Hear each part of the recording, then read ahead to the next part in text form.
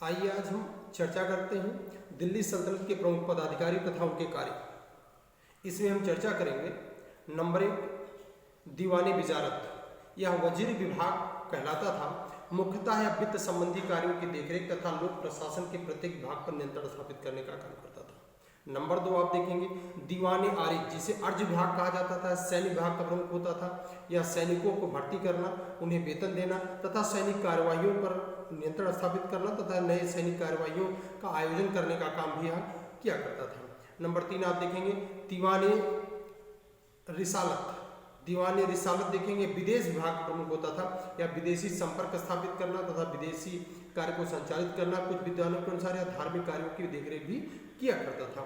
Number 4 आप देखेंगे दीवानी इंसाफ। इसे दीवाने ए अशरफ के नाम से भी जाना जाता था।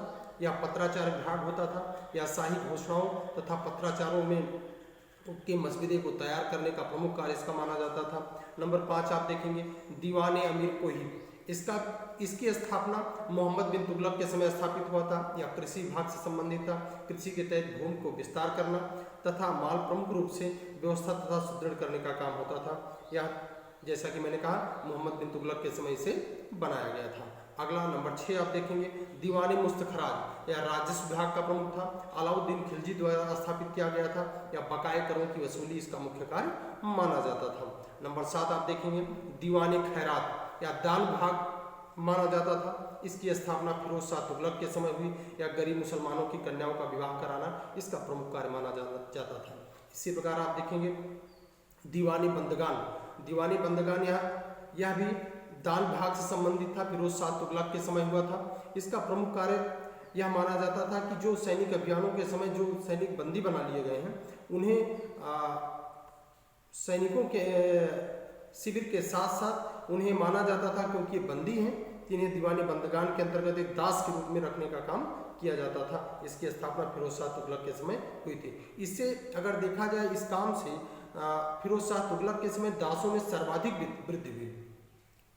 ये फिरोज शाह तुगलक के समय आप देख सकते हैं। इसके अलावा दीवानी इस्ताक का प्रमुख काम पेंशन विभाग था। यह भी फिरोज शाह तुगलक के समय प्रारंभ किया गया था। जो सैनिक या कर्मचारी रिटायर्ड होते थे उनको पेंशन देने का काम प्रारंभ किया गया था, जो फिरोज शाह तुगलक के समय प्रारंभ किया गया था। उसको इस दीवानी इस्ताक नामक प्रमुख अधिकारी काम करता था।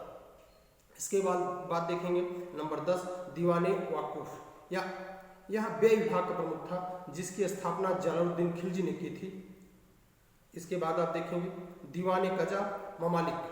दीवाने कजा ममालिक न्याय विभाग का प्रमुख था। यह न्याय संबंधी कार्यों को देखने का काम करता था तथा न्याय को निस्तारित करने का काम, वह हिंदुओं का न्याय रहा हो, मुसलमानों का न्याय रहा हो, लेकिन न्याय संबंधी कार्यों को देखने का काम करता था। नायब ममलिकात, इसकी स्थापना बैराम शाह ने किया था।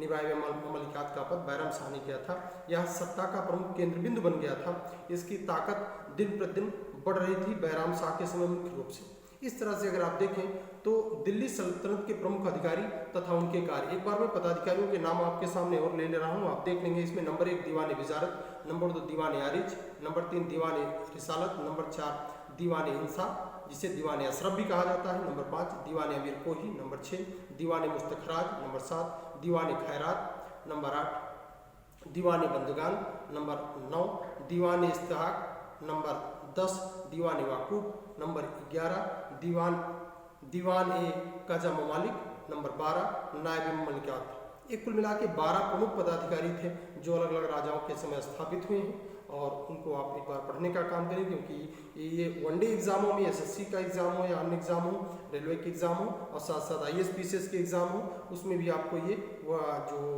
प्री के एग्जाम है आईएएस पीसीएस के प्री में और वनडे एग्जामों में ये आपको लाभकारी होगा। इसी शुभकामनाओं के साथ मैं आज की क्लास को ओवर करता हूँ। धन्यवाद।